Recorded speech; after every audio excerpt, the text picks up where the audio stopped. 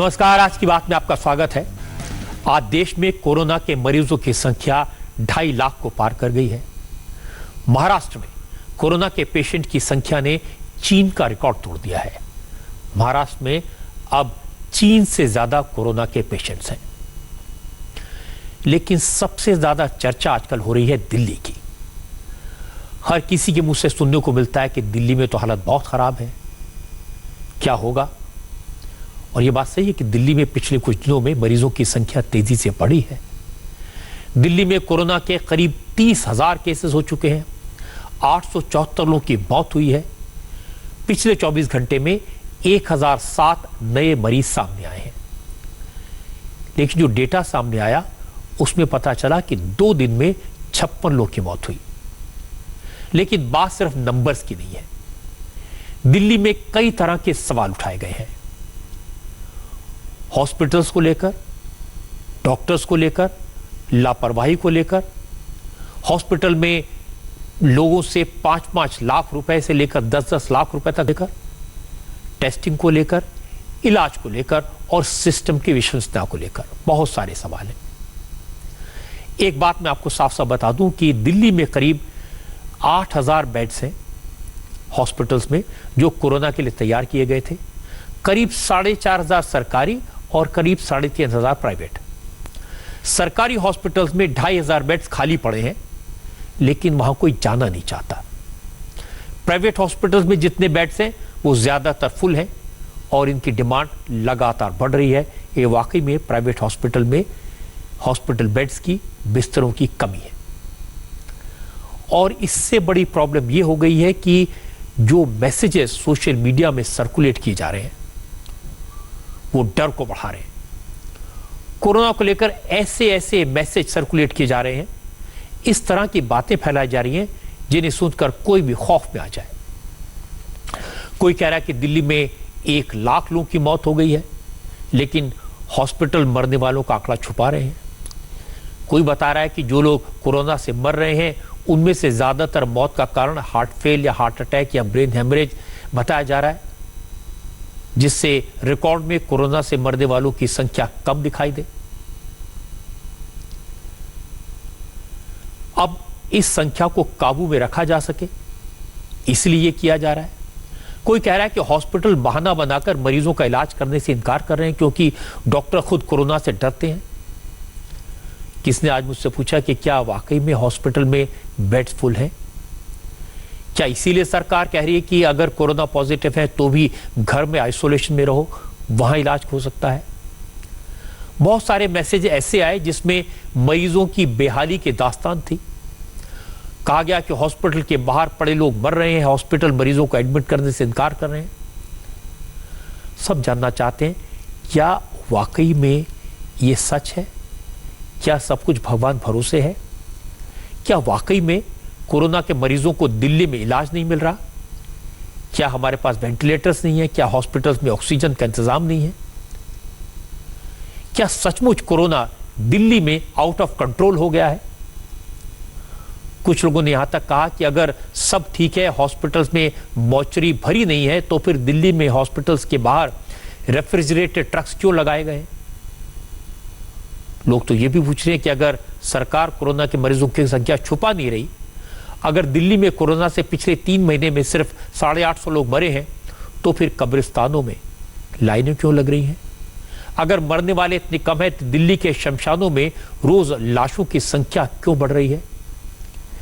Electric cremation की मशीनें कम पड़ गई तो लकड़ियां लगाकर लोगों को क्यों जलाया जा रहा है? ये सारे के सारे सवाल दिल्ली में घूम रहे हैं।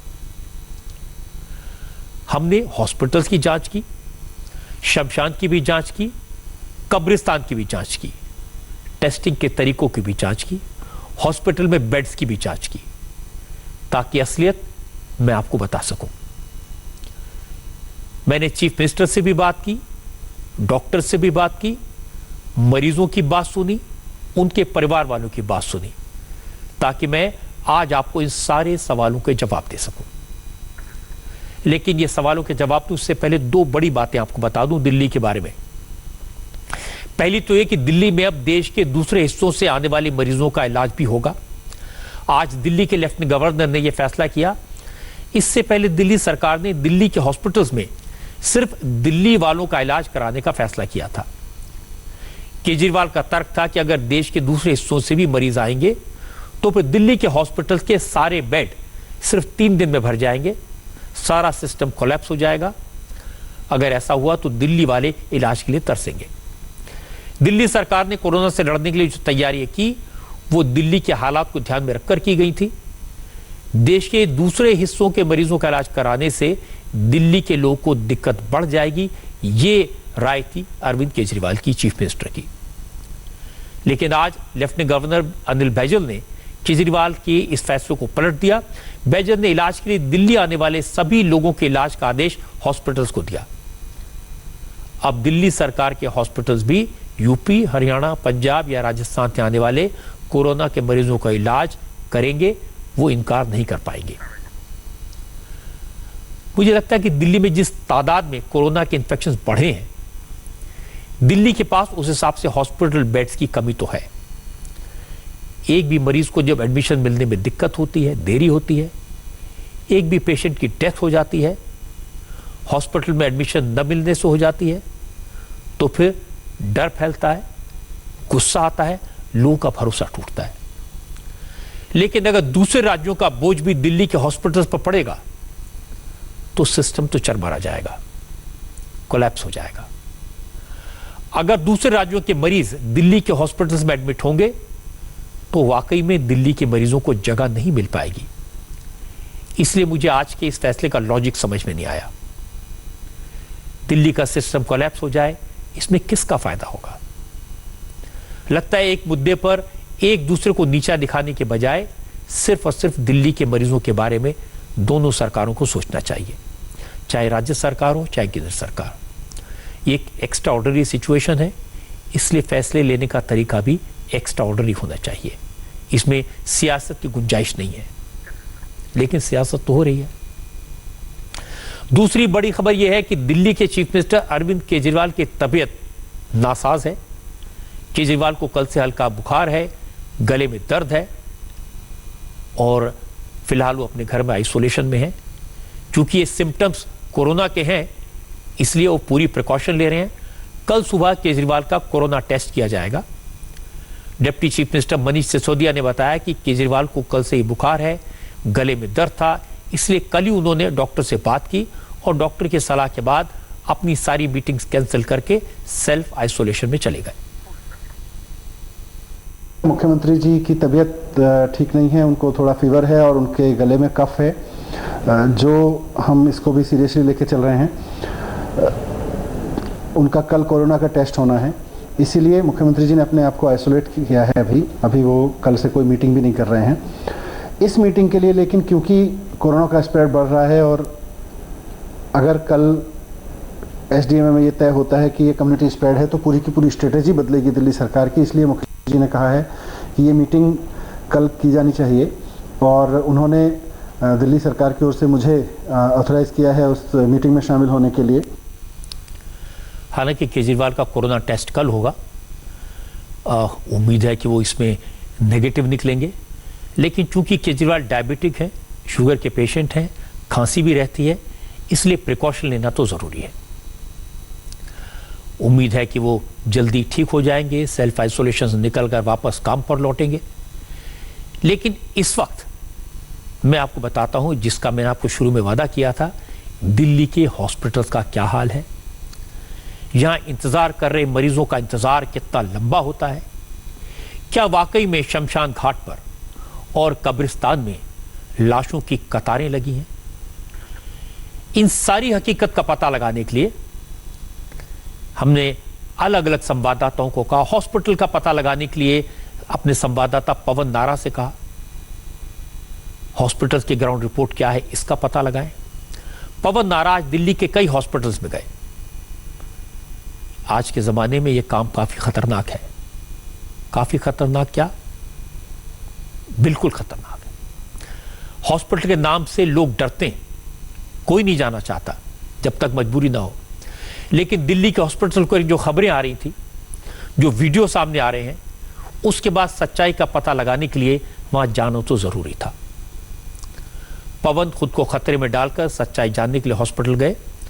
पवन ने हॉस्पिटल के अंदर जाने से पहले सारे प्रिकॉशंस लिए थे, प्रिवेंटिव मेजर्स अपनाए थे। पीपी किट पहनी, मास्क लगाया, फेस शील्ड और ग्लव्स पहने, और डॉक्टर और मरीजों से बात करने के लिए 2 गज की दूरी भी बनाए रखी। सबसे ज्यादा खबरें गंगाराम हॉस्पिटल को लेकर हैं।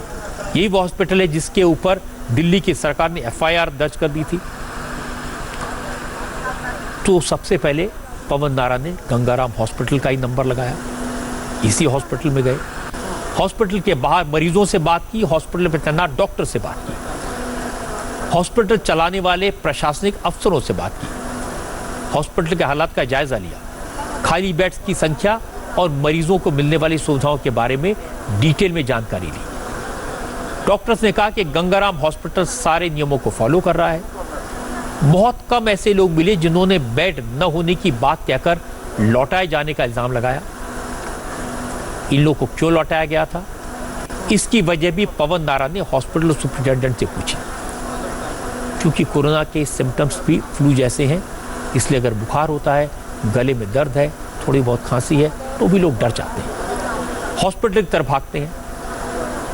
इसलिए ज्यादातर हॉस्पिटल्स में फ्लू वार्ड बनाया गया है, जिससे मरीज की प्राइमरी जांच हो जाए। अगर डॉक्टर को लगे कि बीमार व्यक्ति को कोरोना का टेस्ट कराना चाहिए तो फिर उसकी सलाह दी जाती है। अगर फ्लू की आशंका है तो उसको दवा देकर घर भेज दिया जाता है। जो लोग थोड़े सीरियस होते हैं, अगर उनकी कोरोना का जांच नहीं हुई है, टेस्ट नहीं हुआ है, तो उन्हें इमरजेंसी में एडमिट किया जाता है। गंगाराम अस्पताल के फ्लू क्लिनिक में है। सबसे पहले जब पेशेंट यहाँ आते हैं तो उनको प्राइमरी मैनेज किया जाता है। अंदर आप देखेंगे कि वेंटिलेटर से लेके हर टाइप की फैसिलिटी है, और यहाँ पेशेंट आते हैं। सबसे पहले सर क्या प्रोसेस रहता है? फर्स्टली हम लोग जैसे मरीज़ आता है, किसी की भी सांस में दिक्कत है, किसी का सैचुरेशन कम है, तो हम सब लोग को मैनेज करते हैं। यहाँ पे फीवर है तो पूरा प्रॉपरली हम लोग उसको एंटीबायोटिक मेडिकेशंस देते हैं। उनका सैचुरेशन, वेंटिलेटर अगर किसी को ज़रूरत है, आवश्यकता है, तो यहाँ पे उनको वेंटिलेटर प्रोवाइड करा जाता है। फिर मैनेज करके इनिशियल असेसमेंट करके फिर उनको हम लोग आईसीयू में इंटरवेंशन करते हैं प्रॉपरली। जिसको एडमिशन है या जिसको इमरजेंसी की नीड है, उसे हम यहीं ट्रीट कर देते हैं। Then everybody who is sick, जिसको और वेंटिलेशन की ज़रूरत है, तो उसको हम प्रॉपरली आईसीयू में शिफ्ट करते हैं। सवाल ये है कि कितने बेड यहाँ पे इस तरह की जो स्थिति, जो इमरजेंसी स्थिति में यहाँ पहुँच गए? ये हमारा छोटा एरिया है, यहाँ पे 9 बेड हैं। इससे बड़ा एरिया अंदर है, अंदर भी सारे कोविड पॉजिटिव हैं। उसमें हम लोग 20 से 15 मरीज लेते हैं, अभी भी सारे फुल हैं। हाँ, तो पहले ये स्टेबलाइजेशन एरिया बोल सकते हैं। दोनों एरिया स्टेबलाइजेशन है, ये भी है वो भी है, बहुत प्लेसेस। तो जब मरीज आते हैं तो सबसे पहले उनको स्टेबलाइज किया जाता है। बहुत से लोग जो टीवी देख रहे हैं उनकी शंका ये है कि अगर मेरे को कोरोना होता है, स्थिति ऐसी होती है कि मैं अस्पताल जाऊं, तो कितनी संभावना है कि उसे बेड ना मिले?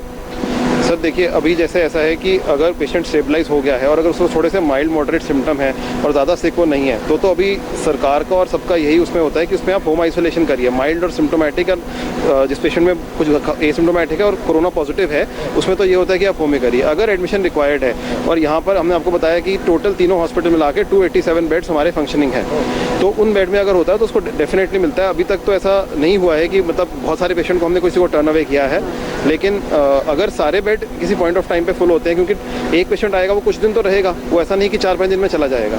उसकी भी एक डिस्चार्ज पॉलिसी बनाई गई है। कोई ऐसा भी होगा जो आईसीयू में होगा, कोई ऐसा होगा जो सिक होगा, तो वो एक पर्टिकुलर अमाउंट ऑफ टाइम ले सकता है। जैसे ही वो डिस्चार्ज होता है तो नेक्स्ट पेशेंट लेते हैं, लेकिन बहुत ज़्यादा ऐसा रिफ्यूजल रेट नहीं है, हमारे बेड अवेलेबल हो जाता है। क्या आपने ये बात रियलाइज की कि बहुत पैनिक है, लोग पैसे देकर बेड रिजर्व करवाना चाहते हैं? ऐसी स्थिति भी देखी है, कोई पेमेंट करना चाहता है कि भाई हम कोविड पेशेंट हैं, सीरियस नहीं है, लेकिन आप हमारी फीस ले लो, जब सीरियस हो जाएंगे तब आएंगे? नहीं, हमारा फर्स्ट एंड फॉरमोस्ट ये रहता है कि पेशेंट का वेलफेयर रहे। हम हर पेशेंट को पहले बोलते हैं कि आप पहले आके फ्लू क्लिनिक में दिखाइए, क्योंकि उनकी अपनी एक असेसमेंट है और डॉक्टर जो असेसमेंट कर रहा है वो एक्चुअल असेसमेंट है। तो पहले वो यहाँ पर आके एटलीस्ट दिखाएं, उनकी रिपोर्ट हो कोविड पॉजिटिव की, और यहाँ पर आके दिखाएं। उसके बाद अगर एडमिशन की जरूरत पड़ती है तो वो डेफिनेटली हम उसको एडमिट करेंगे। मैं कह रहा हूँ कि क्या लोगों में पैनिक है कि वो चाहते हैं कि भाई पे करके कम से कम हम पे कर दें? हम पेशेंट असेस करते हैं पहले, हमारे यहाँ पेशेंट पहले आता है, असेस होता है, मतलब अगर मुझे आना है और बेड अवेलेबल है तो मैं इतने टाइम में आ रहा हूँ तो मैं पहले ट्रांसफ़र कर सकता हूँ। वैसे वो ट्रांसफ़र तो कर सकते हैं, वो एक अलग बात है, लेकिन पहले हम उन्हें हमेशा बोलते हैं फ्लू क्लिनिक में आइए। वो घर से ट्रांसफ़र कर सकते हो, RTGS नेफ्ट से भी ट्रांसफ़र कर सकते हैं, लेकिन आप पहले फ्लू क्लिनिक में आकर अपनी असेसमेंट करा लीजिए वेदर एडमिशन रिक्वायर्ड भी है या नहीं है। तो असेसमेंट के बाद ही एडमिशन दिया जाता है, ये पॉलिसी है। लेकिन आपको बता दें कि गंगाराम के पास फिलहाल कोविड टेस्ट करने की फैसिलिटी नहीं है। उसका नतीजा ये है कि जब तक आपके पास कोविड पॉजिटिव रिपोर्ट या अति गंभीर स्थिति ना हो, ऐसी स्थिति में आपके लिए सबसे पहले कोविड टेस्ट करवाना ज़रूरी है और ये इन्हें बाय रूल कहा गया है। पवन नारायण ने गंगाराम हॉस्पिटल के भीतर जाकर डॉक्टर से बात की, हॉस्पिटल के वार्ड्स को देखा, इंतजामात को देखा। गंगाराम हॉस्पिटल दिल्ली का बहुत रेप्यूटेड, बहुत प्रेस्टिजियस हॉस्पिटल है, इस पर लोगों का बहुत भरोसा है। लेकिन जिस हॉस्पिटल की आज के ज़माने में ज़्यादा प्रतिष्ठा है, जिस हॉस्पिटल पर लोग ज़्यादा भरोसा करते हैं, वहाँ ज़्यादा लोग जाते हैं। जब ज़्यादा लोग जाते हैं तो हॉस्पिटल पर प्रेशर पड़ता है। हॉस्पिटल का दावा है कि मरीजों को पूरी तरह अटेंड किया जा रहा है, लेकिन पवन नारायण को ऐसे बहुत सारे लोग मिले जिनका कहना है कि उन्हें अपने मरीज को एडमिट कराने के लिए काफ़ी चक्कर लगाने पड़े, मशक्कत करनी पड़ी। उन्होंने ये भी कहा कि मरीजों को टेस्टिंग के नाम पर परेशान किया जाता है। परेशानी ये आ रही है कि यहाँ पर बेड देने के लिए सब साफ इनकार कर देते हैं और बोलते हैं दूसरे को हॉस्पिटल ले गया जहाँ पर बेड है। हमारा पेशेंट सीरियस क्रिटिकल ही है, क्योंकि टेम्प्रेरी आज बड़ी रिक्वेस्ट करने पे कैजुअलिटी में रख लिया है, एडमिशन होने में भी टाइम लगेगा। बस ये है। पहले भी आए थे आप? पहले भी आए, जब भी माना वापस लौटा दिया गया कई बार। फिर हम इधर उधर गए, LNG के में गए, वहाँ भी देखा हालत बुरी है, फिर आखिर मर के यहीं आए।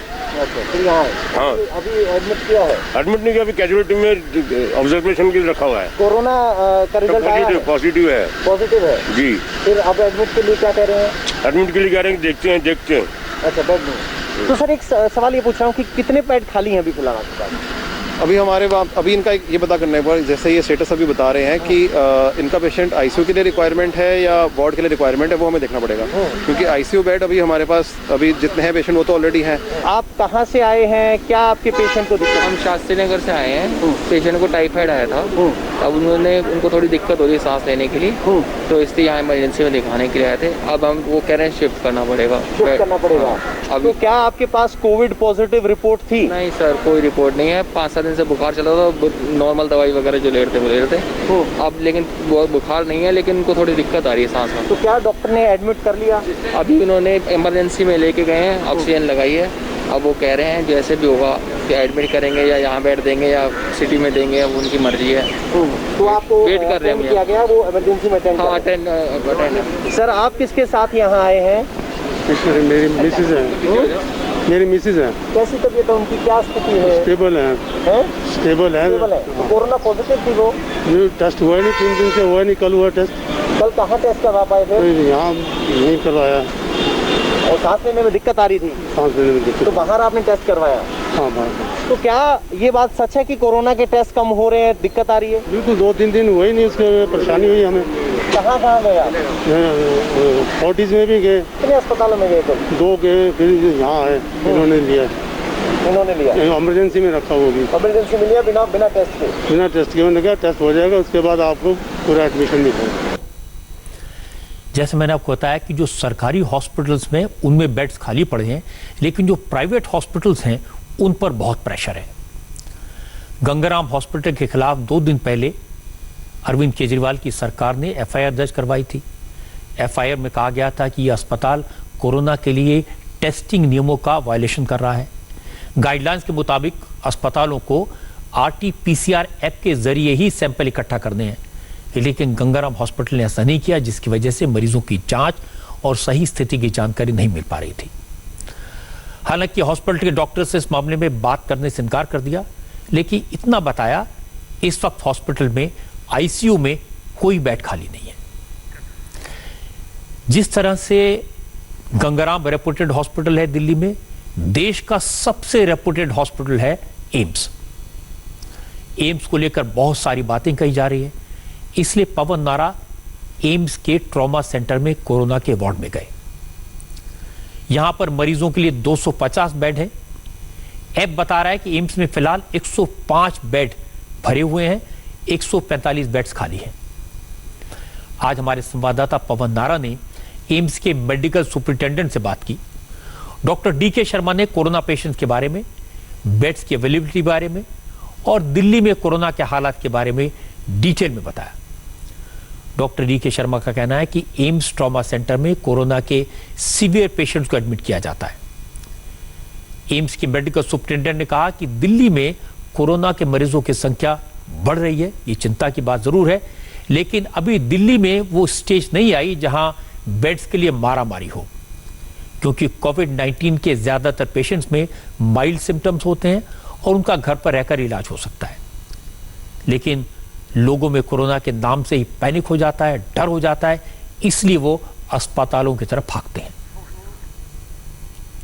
अब आप बेड अवेलेबिलिटी की बात करें तो वो बड़ी फ्लूइड सिचुएशन है। जैसे कि अगर मैं कह दूं कि मेरे पास 8 से 50 मरीज भर्ती हैं, 150 खाली हैं, लेकिन हो सकता है कि जब तक आप ये इंटरव्यू करके ख़त्म करके जाएं तब तक 100 पेशेंट और आ चुके हों और उसके 2 घंटे बाद जो है 50 पेशेंट डिस्चार्ज हो चुके हों। तो ये कहना कि इस टाइम पे मेरे पास इतने बेड हैं तो वो थोड़ा सा एक डायनेमिक सिचुएशन होगी। हेल्थ प्रैक्टिशनर के तौर पर आप कितना बड़ी सीरियस इशू मानते हैं, खासकर तब जब लॉकडाउन खुल रहा है, रिलीजियस प्लेसेस, मॉल्स, रेस्टोरेंट सब खुल रहे हैं, ऐसे में क्या हमारे मेडिकल हॉस्पिटल तैयार हैं इस सिचुएशन का सामना करने के लिए? देखिए, मैं इस बारे में ये कहूँगा कि नंबर ऑफ पेशेंट्स डेफिनेटली बढ़ रहे हैं, क्योंकि ये जो बीमारी है कोविड-19 ये हाईली इन्फेक्शियस है। लेकिन उसके साथ साथ मैं ये भी कहना चाहूँगा कि इससे कोई विशेष डरने की बात नहीं है, क्योंकि as such by and large ये माइल्ड टाइप की इलनेस है इन मेजॉरिटी ऑफ पेशेंट्स। लगभग 80% से ज़्यादा पेशेंट जो हैं उनको एसिम्प्टोमेटिक रहते हैं या माइल्ड रहते हैं और उनको एडमिशन की बिल्कुल आवश्यकता नहीं है। सिर्फ जो है 5%, 10% ऐसे हैं जिनको के ऑक्सीजन की आवश्यकता है या क्लोज ऑब्जर्वेशन की आवश्यकता है, क्योंकि उनकी उम्र ज़्यादा है या उनको जो है डिफरेंट तरह की कोमॉर्बिड कंडीशंस हैं। वेंटिलेटर पर लेने वाले मरीजों की संख्या और भी कम है, लगभग 3 या 4%। तो इसलिए जो ये बेड अवेलेबिलिटी बात जो है ये इतना गंभीर विषय नहीं है अगर हम ऐसे पेशेंट्स को एडमिट करें जिनको कि सचमुच में एडमिशन की आवश्यकता है। प्रॉब्लम सिर्फ ये होती है कि क्यों लोगों में एक पैनिक है, तो पैनिक की वजह से जो लेस सीरियस पेशेंट हैं वो भी चाहते हैं कि उनका एडमिशन हो जाए। तो उसमें चाहे डर उनको जो है अपनी वजह से हो कि मुझे एडमिशन की आवश्यकता है, या उनको इस वजह से हो कि मेरे घर में जो है मेरे और जो परिवार के जन हैं कहीं उनको इन्फेक्शन ना हो जाए। तो ऐसे पेशेंट्स को परहैप्स हॉस्पिटल बेड की आवश्यकता नहीं है, उनको आइसोलेशन की आवश्यकता है। तो अगर आप हॉस्पिटल बेड की बात करें कि जहां पर एक्टिव मेडिकल ट्रीटमेंट की ज़रूरत है, तो उन बेड्स की संख्या जो है आज की डेट में मैं कहूँगा कि कम नहीं है। जो बात डॉक्टर डी.के. शर्मा ने कही वो बात दिल्ली के ज़्यादातर बड़े बड़े डॉक्टर्स कहते हैं। जिन लोगों को सिम्टम्स नहीं है या माइल्ड सिम्टम्स हैं, जिनको सांस लेने में ज़्यादा तकलीफ नहीं है, उनका इलाज घर पर ही हो सकता है। और इलाज भी क्या, इस बीमारी का कोई इलाज तो है नहीं, सिर्फ देखभाल हो सकती है और वो इससे बच सकते हैं। जब हालत गंभीर हो, सीरियस हो, तो ही हॉस्पिटल की तरफ जाना चाहिए, लेकिन ऐसा हो नहीं रहा। जैसी प्रॉब्लम गंगाराम के सामने है, जैसी प्रॉब्लम एम्स के सामने है, ऐसी ही प्रॉब्लम दिल्ली के दूसरे सबसे बड़े सरकारी हॉस्पिटल सफदरजंग में है। आज सुबह सुबह राज्यसभा के फॉर्मर मेंबर हैं शाहिद सिद्दीकी, दिल्ली के काफ़ी जानी मानी हस्ती हैं, उन्होंने ट्वीट किया कि उनकी भतीजी की मौत हो गई, बुखार था, सांस लेने में दिक्कत थी, 4-5 हॉस्पिटल में गए लेकिन किसी ने भी भर्ती नहीं किया। बाद में सफदरजंग में एडमिट किया लेकिन वहाँ ठीक से इलाज नहीं हुआ और उसकी मौत हो गई। अब ये बात परेशान करने वाली थी। जब शाहिद से बात की तो उन्होंने बताया कि कैसे उनकी भतीजों को लेकर उनके परिवार वाले पूरी रात घूमते रहे। शाहिद सिद्दीकी का कहना है कि दिल्ली का हेल्थ सिस्टम जवाब दे गया है, दिल्ली के हालात भयानक हैं। मेरी वाइफ की नीस को अंदाज़ा ये हुआ कि कोविड उसको हुआ है और तेज़ बुखार था, ब्रीदिंग ट्रबल था। उसके पेरेंट्स उसको हॉस्पिटल ले गए, पहले सिंघानिया हॉस्पिटल ले गए, फिर उसके बाद मैक्स ले गए, फिर उसको अपोलो ले गए और होली फैमिली और फिर मूलचंद कहीं पे भी एडमिट नहीं किया गया। हर जगह ये की बहाना था कि हमारे पास बेड्स नहीं हैं, हमारे पास स्पेस नहीं है, और उसकी क्रिटिकल कंडीशन थी, उस ब्रीदिंग इम्पॉसिबल हो रही थी। उसके बाद उसको रात में जब सफदरजंग हॉस्पिटल ले गए हैं तो बड़ी मुश्किल से वहाँ एडमिशन हुआ, लेकिन सिर्फ एडमिशन हुआ, कोई इलाज नहीं हुआ, कोई ट्रीटमेंट नहीं हुआ, सिर्फ ऑक्सीजन लगा दी गई। और उसके बाद जब उसे टॉयलेट जाना हुआ तो उसके ऑक्सीजन भी हटा दी गई, और उस हालत में ले गया उसको, उसी में वो कोलैप्स कर गई और उसकी डेथ हो गई। तो जो सिचुएशन है वो ये क्लियरली दिखा रही है कि हालात बहुत अच्छे नहीं हैं। जो हमारा इंफ्रास्ट्रक्चर है वो कोलैप्स कर रहा है, और जो प्राइवेट हॉस्पिटल्स हैं वो पूरी तरह से पैसा बनाने पे लगे हुए हैं। जिस परिवार में किसी बच्ची की डेथ हो जाए, उसकी संवेदना को, उसकी भावनाओं को समझा जा सकता है, और हर जगह से शिकायत मिलती है कि 1, 2, 3, 4, 5, 6, 7, 8 हॉस्पिटल में गए तब कहीं जाकर एडमिशन मिला, पूरी रात हॉस्पिटल्स के चक्कर लगाते रहे। ये कोई अच्छी बात तो नहीं है। शाहिद सिद्दीकी की भतीजी की मौत के मामले में हमने सफदरजंग हॉस्पिटल के सुपरिटेंडेंट से बात की, उनसे पूछा कि मरीज की मौत कैसे हुई, क्या वजह थी। डॉक्टर बलविंदर सिंह ने कहा कि मरीज को एडमिट तो कर लिया गया था, लेकिन उसे हॉस्पिटल लाने में देर हुई, इसलिए सारी कोशिशें बेकार गई। पहले इनकी भतीजी को ये लेके गए थे 3-4 हॉस्पिटल्स में, प्राइवेट हॉस्पिटल्स में लेके गए, 2 हॉस्पिटल में गए, 4 हॉस्पिटल्स में जाने के बाद देखिए किसी भी हॉस्पिटल ने इस पेशेंट को एडमिट नहीं किया।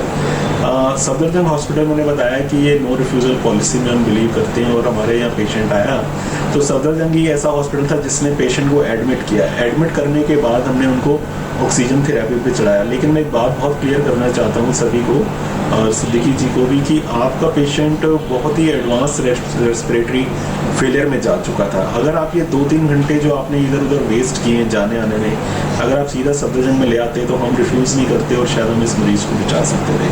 हमने फिर भी एडमिट कर लिया, उसको ऑक्सीजन थेरेपी पे रख दिया। लेकिन मैं आपको बहुत क्लियरली बताता हूँ एज ए मेडिकल डॉक्टर, ये इतने एडवांस फेलियर में जा चुके थे कि इनको रिवाइव करना बहुत मुश्किल था, और हमने अपनी तरफ से पूरा कोशिश किया है। डॉक्टर बलविंदर की बात सही है, कोई पेशेंट लास्ट स्टेज में आएगा तो हॉस्पिटल के लिए उसको बचाना मुश्किल होगा। उनका ये कहना भी ठीक है कि 3-4 घंटे बर्बाद हो गए, लेकिन जिसका पेशेंट था वो क्या करे, वो हॉस्पिटल्स में ही तो जा रहे थे। उन्हें क्या मालूम था कि 4-5 हॉस्पिटल दिल्ली में एक के बाद एक उस मरीज को एडमिट करने से इनकार कर देंगे और क्रूशल टाइम निकलता जाएगा। मैंने इन हॉस्पिटल्स में बेड की स्थिति का पता लगाया है जिन्होंने शाहिद सिद्दीकी की नीस को एडमिशन देने से मना किया था। मैक्स साकेत में कोरोना पेशेंट के लिए 200 बेड हैं, सारे के सारे वाकई में फुल है। मैक्स पटपड़गंज में 80 बेड्स हैं, सारे के सारे फुल हैं। मैक्स शालीमार बाग में 56 बेड्स हैं, सब पर मरीज है। तो वो झूठ नहीं बोल रहे थे। अपोलो में कोरोना के 137 बेड्स हैं, सारे के सारे ऑक्यूपाइड हैं, गलत नहीं बताया इन्होंने। होली फैमिली में कोरोना के 69 बेड्स हैं, 55 मरीज हैं, 14 बेड खाली हैं। और मूलचंद हॉस्पिटल में 28 में से 25 बेड ऑक्यूपाइड हैं, 3 बेड खाली हैं। तो इसलिए इस बात की जांच होनी चाहिए कि होली फैमिली और मूलचंद में इस बच्ची को एडमिट करने से क्यों इनकार किया। मैं आपको एक हैरानी की बात बताता हूं। मैंने आज दिल्ली के हॉस्पिटल्स में कोरोना पेशेंट के लिए मौजूद बेड्स की स्थिति को स्टडी किया। पता यह लगा कि दिल्ली के हॉस्पिटल्स में बेड्स तो हैं, वेंटिलेटर भी हैं। दिल्ली के LNJP हॉस्पिटल में सबसे ज्यादा 2000 बेड्स हैं, और अभी भी यहां 1200 ज्यादा बेड्स खाली हैं, सिर्फ 800 भरे हैं। इससे ज्यादा दिल्ली सरकार के गुरु तेग बहादुर हॉस्पिटल में टोटल 1500 बेड्स हैं, और अभी करीब 1400 बेड्स वेकेंट हैं, सिर्फ 100 मरीज हैं। और ये डेटा दिल्ली सरकार के ऐप का है। एम्स में कोरोना पेशेंट के लिए कुल 250 बेड्स हैं, 106 भरे हैं, 145 खाली है। सफदरजंग हॉस्पिटल में मरीज लगातार बढ़े हैं, यहाँ करीब करीब सारे बेड्स ऑक्यूपाइड हैं। Rajiv Gandhi super speciality hospital में 500 में से 289 बेड्स वेकेंट हैं, खाली हैं। RML में 200 बेड्स हैं, 188 पेशेंट भर्ती हैं। RML में भी 12 बेड्स खाली हैं। दिल्ली के गंगाराम हॉस्पिटल में अब भी 23 बेड्स वेकेंट हैं। कुल मिलाकर दिल्ली के हॉस्पिटल्स में 8000 से ज़्यादा बेड्स हैं। इनमें से 4400 से ज़्यादा ऑक्यूपाइड है, जबकि करीब 4150 अब भी खाली है। जहाँ तक वेंटिलेटर की बात है तो एलएनजेपी में 64 वेंटिलेटर हैं, 54 वेंटिलेटर ऑक्यूपाइड है, 9 खाली हैं। गुरु तेग बहादुर हॉस्पिटल में 53 वेंटिलेटर हैं, 7 इस्तेमाल में आ रहे हैं, 46 खाली हैं। सफदरजंग में कोरोना वार्ड में बेड्स तो नहीं है, लेकिन 46 वेंटिलेटर खाली हैं। राजीव गांधी हॉस्पिटल में 29 वेंटिलेटर हैं, एक का भी इस्तेमाल फिलहाल नहीं हो रहा है, सारे के सारे 29 खाली हैं। आरएमएल में भी 15 वेंटिलेटर यूज किए जा सकते हैं और गंगाराम में अब भी 2 मरीजों को वेंटिलेटर सपोर्ट पर रखा जा सकता है। कुल मिलाकर देखा जाए तो दिल्ली में अभी भी 512 वेंटिलेटर्स हैं, जिनमें से 248 यूज में हैं, 264 अभी भी खाली हैं। ये सारी डिटेल्स मैंने आपको इसलिए बताई, विस्तार से इसलिए समझाया ताकि आप ये हालात को पहचान सकें। आपने गौर किया कि जैसा मैंने शुरू में बताया था, प्राइवेट हॉस्पिटल में बेड्स भरे हुए हैं, जबकि सरकारी हॉस्पिटल्स में एलएनजेपी, जीटीपी, इनमें 3500 बेड्स हैं, लेकिन 2600 खाली पड़े। यानी लोगों में सरकारी हॉस्पिटल्स के प्रति अविश्वास है और ये बड़ी दिक्कत है। एक और मुश्किल, दिल्ली में मरीजों की संख्या का तेजी से बढ़ना। दिल्ली में कोरोना का इन्फेक्शन रेट मुंबई से ज्यादा है। दिल्ली में जो टेस्ट हो रहे हैं उनमें से 25% से ज्यादा पॉजिटिव निकल रहे हैं। कल दिल्ली में 5042 टेस्ट हुए, इनमें से 1282 पॉजिटिव मिले। यानी अगर 4 लोगों का टेस्ट हो रहा है तो उनमें से 1 कोरोना पॉजिटिव मिलता है। ये ट्रेंड कोई अच्छा नहीं है, खतरनाक है। पिछले 7 दिन में 9092 कोरोना के पेशेंट आए हैं। दिल्ली में सरकारी आंकड़ों के मुताबिक 14 मार्च से 31 मई तक कुल 470 कोरोना पेशेंट की मौत हुई है। 7 जून तक यह आंकड़ा 812 पहुंच गया। यानी पिछले 7 दिन में दिल्ली में कोरोना से 342 लोगों की मौत हुई। इससे साफ है कि हालात तो बिगड़ रहे हैं, लेकिन एक बड़ा सवाल है, क्या सरकार या हॉस्पिटल कोरोना से मरने वालों का आंकड़ा छुपा रहे हैं? क्या इनकी फिगर्स को कवर अप किया जा रहा है? इसको लेकर भी बहुत मैसेजेस चले हैं, बहुत अफवाहें हैं, बहुत लोग ये सवाल पूछ रहे हैं। अब सवाल है कि दिल्ली में कोरोना से कितने लोग मरे? क्या सरकार वाकई में आंकड़े छुपा रही है? क्या आज के ज़माने में फिगर्स को, नंबर्स को, आंकड़ों को छुपाना पॉसिबल है? सरकारी आंकड़ा कहता है कि दिल्ली में 7 जून तक कोरोना से 812 लोगों की मौत हुई। लेकिन सोशल मीडिया पर जो मैसेजेस वायरल हो रहे हैं, जो वीडियो मुझे मिले हैं, वो सरकार के फिगर्स पर सवाल खड़े करते हैं।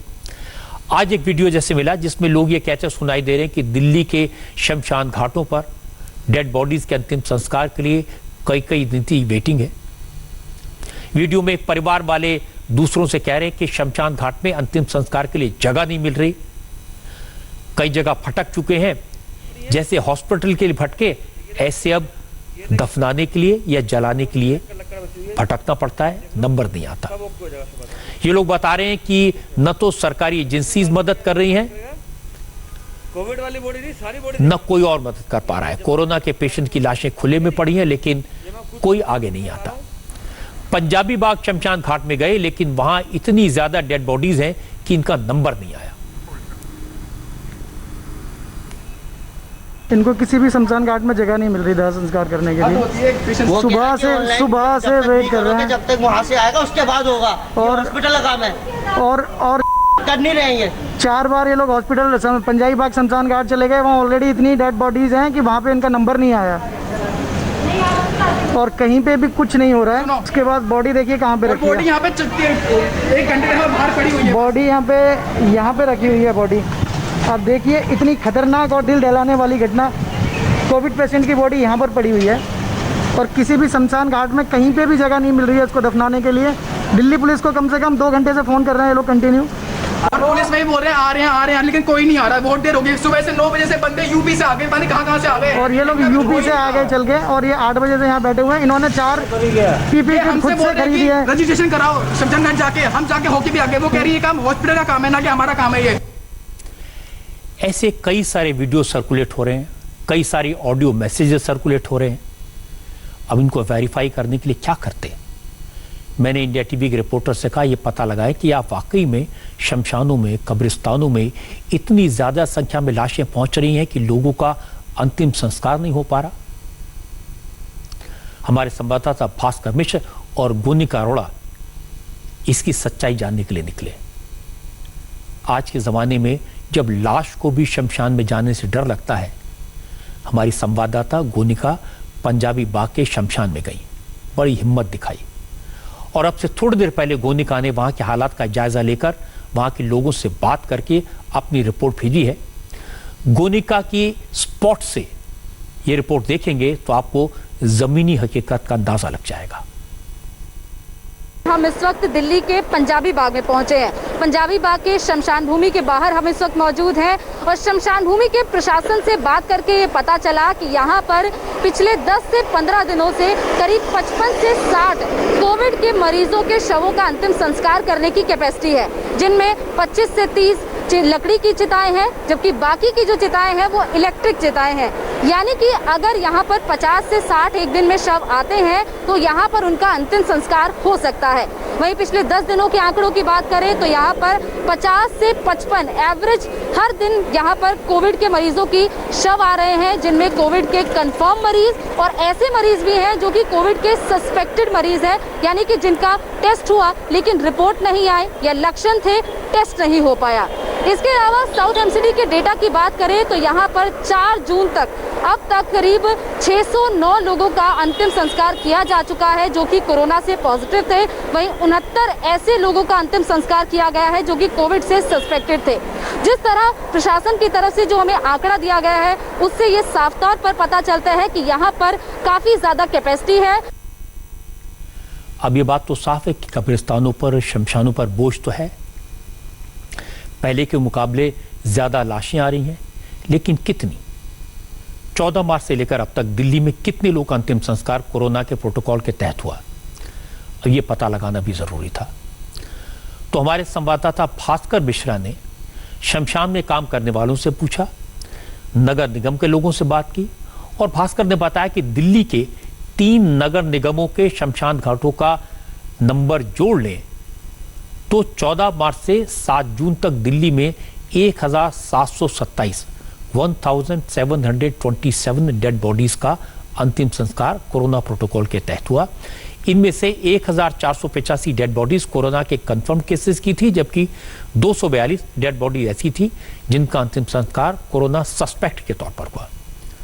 अब दिल्ली सरकार के फिगर्स कहते हैं कि दिल्ली में 7 जून तक 812 लोगों की मौत हुई।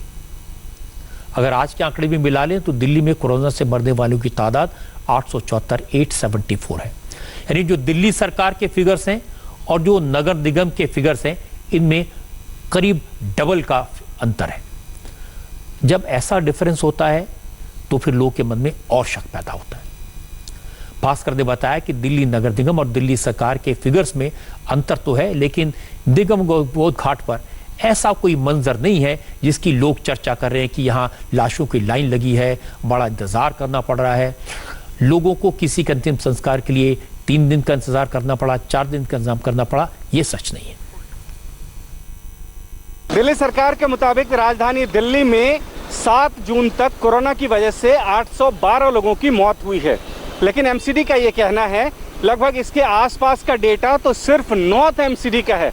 नॉर्थ एमसीडी की बात करें तो अभी तक 782 लोगों का अंतिम संस्कार हो चुका है जो कि कोविड की तरह से हुआ है। हालांकि इसमें से 77 ऐसे मामले हैं जो सस्पेक्टेड थे, कंफर्म नहीं हुआ था कि कोविड की वजह से इनकी डेथ हुई है।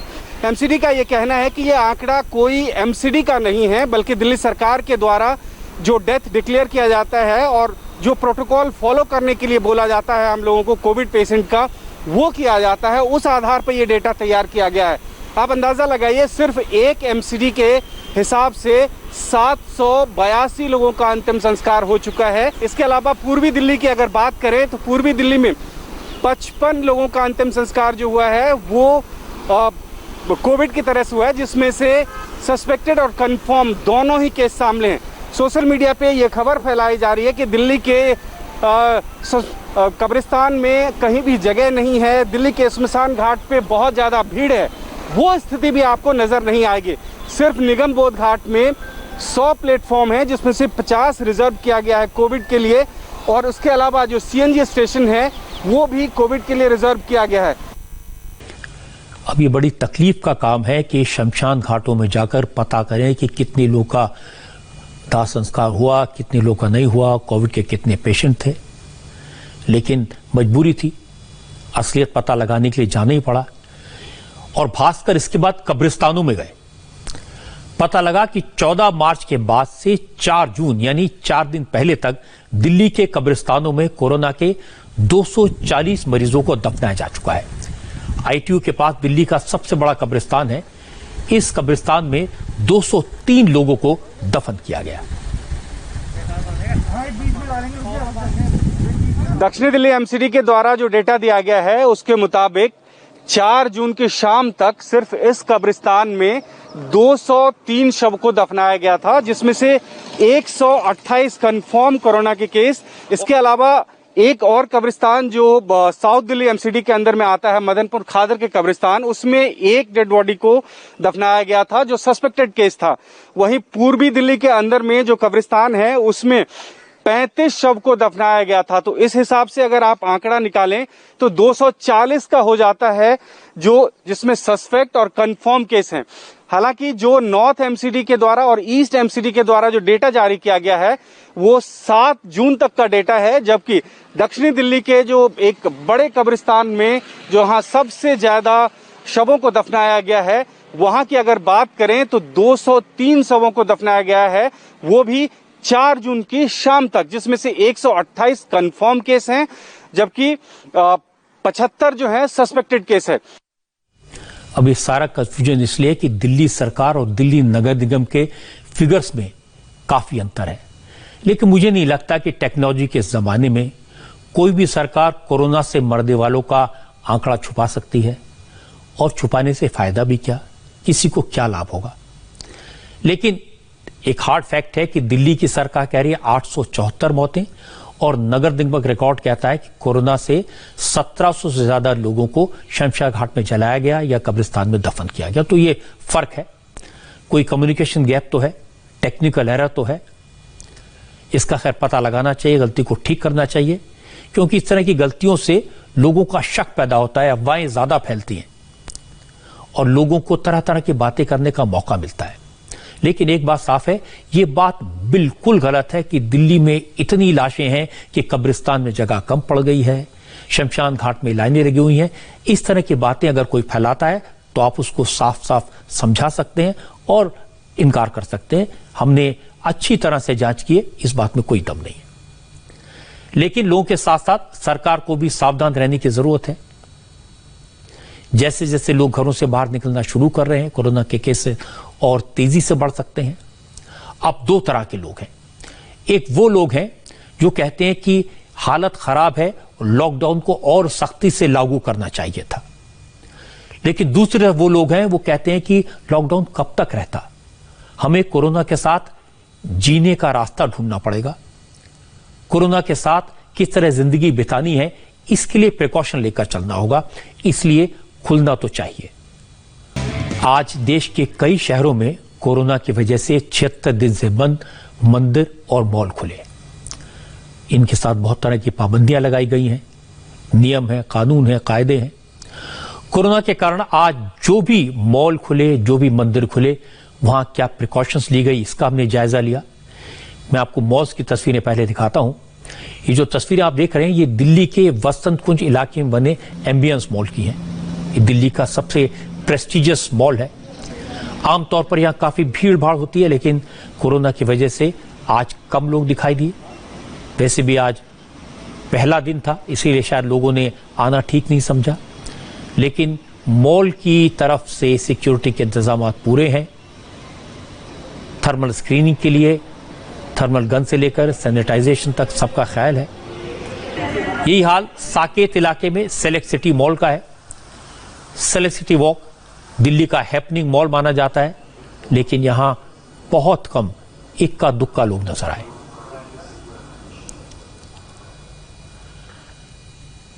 अब मैं आपको मंदिरों का हाल दिखाता हूं। भक्तों को आज से भगवान के दर्शन तो होने लगे, लेकिन भगवान और भक्तों के बीच की दूरी बनी हुई है।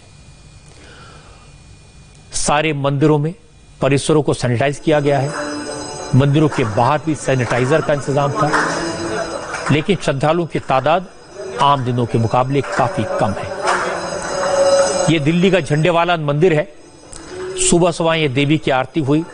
जो श्रद्धालु आए उन्हें गेट के पास ही खड़े होकर सोशल डिस्टेंसिंग मेंटेन करने को कहा गया।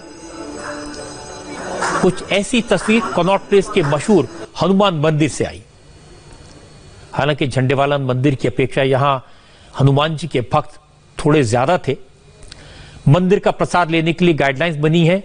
अच्छी बात यह कि मंदिर के आसपास पूजा सामग्री बेचने वाले लोग लौट आए, यानी मंदिर खुलने से इनका रोजगार भी शुरू हो गया। लेकिन फिलहाल मंदिरों में न तो पुजारी तिलक लगाएगा, न भक्त प्रसाद चढ़ा पाएगा, न मंदिर में भगवान की मूर्ति और मंदिर की दीवारों को छुआ जा सकेगा। देश के ज्यादातर मंदिर तो आज खुले, लेकिन शिरडी का साईं मंदिर, मुंबई का सिद्धि विनायक समेत महाराष्ट्र के तमाम मंदिर फिलहाल बंद हैं। मथुरा के बांके बिहारी मंदिर को भी फिलहाल बंद रखा गया है। देश भर में मस्जिदें भी आज खुली। करीब 2.5 महीने बाद मस्जिदों में नमाज पढ़ी गई। हालांकि यहां भी लोग कम दिखाई दिए। आज लखनऊ के ईदगाह मस्जिद में सोशल डिस्टेंसिंग को फॉलो करते हुए नमाज पढ़ी गई। मौलाना खालिद रशीदी फिरंगी महली ने यहां नमाज पढ़वाई। फिलहाल एक बार में सिर्फ 5 लोगों को एक साथ नमाज पढ़ने की इजाजत है। 5-5 के ग्रुप में लोग नमाज पढ़ने मस्जिद के अंदर आ सकते हैं। हालांकि फिरंगी महली ने कहा कि 5 लोगों की लिमिट काफी कम है। मस्जिदों की तरफ से सारे प्रिकॉशन लिए जा रहे हैं, इसलिए सरकार को मस्जिदों की टोटल कैपेसिटी 50% लोगों को नमाज पढ़ने की मंजूरी दी गई है। वैसे आज मंदिरों में, मस्जिदों में, मॉल्स में सोशल डिस्टेंस का ख्याल तो रखा गया।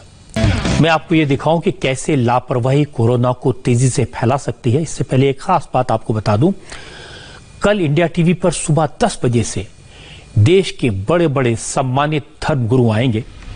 आपको बताएंगे कि कोरोना के वक्त में शांति के लिए, संवेदना के लिए क्या करना चाहिए। कोरोना सर्वधर्म सम्मेलन है।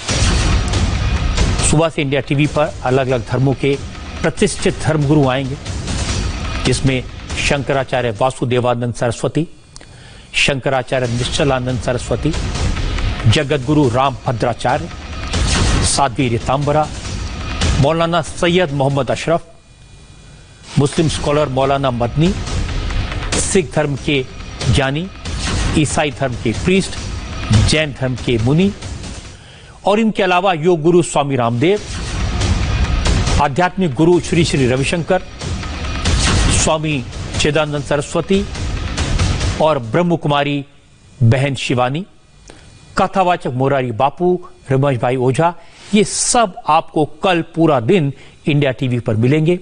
कोरोना संकट से बदले हालात में जीने का तरीका बताएंगे, सुखी रहने का, स्वस्थ रहने का मंत्र बताएंगे। इन सभी धर्मगुरुओं के करोड़ों फॉलोअर्स कल इंडिया टीवी पर दिन भर अपने धर्मगुरुओं से की बात सुन सकते हैं, उनका संदेश सुन सकते हैं। कल सुबह 10 बजे से कोरोना सर्व धर्म सम्मेलन। अब वो खबर बता दूं जिसका जिक्र मैंने शुरू में किया था। लॉकडाउन तो खत्म हो रहा है धीरे धीरे, बाजार खुले हैं, मॉल्स खुले हैं, मैंने बताया मंदिर भी खुले हैं, सोशल डिस्टेंसिंग भी हो रही है। लेकिन नागपुर में एक शख्स ने लॉकडाउन के खत्म होने के जोश में अपने दोस्तों को पार्टी दे दी और नतीजा हुआ 70 लोगों को कोरोना वायरस। इस व्यक्ति के चक्कर में 700 लोगों को क्वारंटीन करना पड़ा है। नागपुर के नाइक तालाब इलाके में एक शख्स ने अपने दोस्तों को पार्टी दी। पार्टी के लिए खाने पीने का सामान खरीदने के लिए यह शख्स उस इलाके में गया जहां कोरोना के बहुत सारे पॉजिटिव केसेस थे। पार्टी तो हो गई, लेकिन बाद में इस व्यक्ति की तबीयत खराब हुई। जांच की गई तो कोरोना पॉजिटिव निकला और इस पर ट्रेसिंग शुरू हुई तो इस शख्स के परिवार के 16 लोग कोरोना पॉजिटिव पाए गए। यही नहीं, जो दोस्त पार्टी में आए थे उनमें से एक दोस्त के परिवार के 6 और दूसरे दोस्त के 13 फैमिली मेंबर कोरोना पॉजिटिव मिले। ऐसे ही चेन जुड़ती गई। कुल मिलाकर 70 लोग अब तक कोरोना पॉजिटिव पाए गए हैं। 700 लोग क्वारंटीन में हैं। अभी कईयों की रिपोर्ट आनी बाकी है। जरा सोचिए, जिस नागपुर में 700 से ज्यादा कोरोना के केस मिल चुके हों, जिस महाराष्ट्र में कोरोना के मरीजों की तादाद 88,000 के पार हो चुकी है, उसी महाराष्ट्र में नागपुर के शहर में पार्टी दी जा रही है, सेलिब्रेशन किया जा रहा है और इसकी वजह से 70 लोग कोरोना पॉजिटिव हो गए।